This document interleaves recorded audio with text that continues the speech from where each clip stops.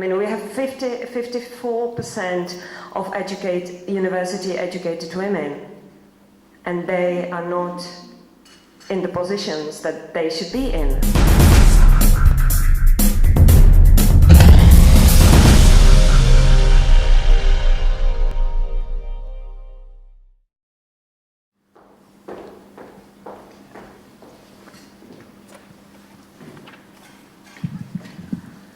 I'm too short so that you cannot see me, but the most important thing is that you will hear me.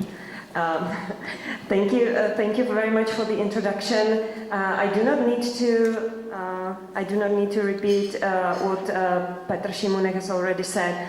That the question is not whether it is important to have women in decision-making processes, but how do we get them into decision-making positions. He was actually very positive about the numbers and percentages of women in decision-making. It is actually not, or it is only in few countries that it is 10 to 12%. Scandinavia or Turkey 12%, Italy 11%. But in virtually all countries in the world, it is much less. 5% is the European kind of average.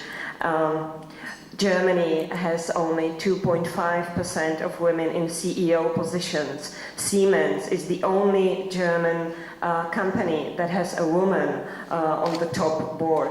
So the situation is really critical. And now we need to, I think we're all here to discuss how do we get women into decision-making positions, whether we adopt quotas, whether we adopt legislative quotas or just voluntary either company or party quotas, whether we adopt measures to harmonize work and family life, etc., etc.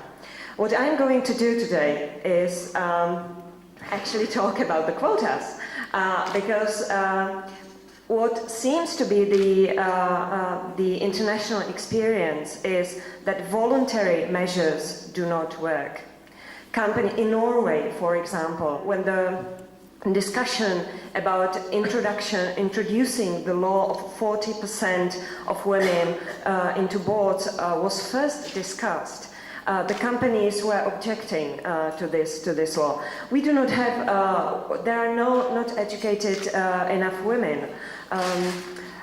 The quota law will only send token women into decision-making processes, etc., etc.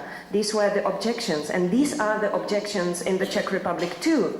However, what turned out to be the case is that when companies were not obliged to have 40% women, when it was only the pre-phase of the quota law, the companies did nothing.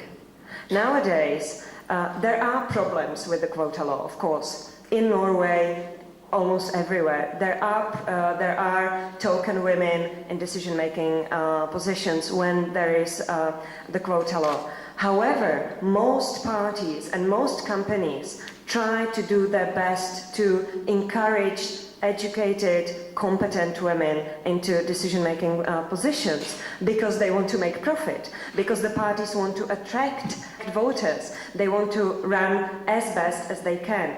So the objections towards token women and towards the lack of well-educated women on the market is not the case.